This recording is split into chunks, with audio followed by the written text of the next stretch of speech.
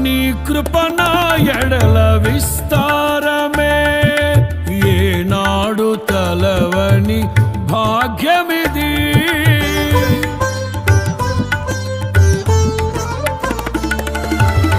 నీ కృప నా ఎడల విస్తారమే, ఏనాడు తలవని భాగ్యమిది.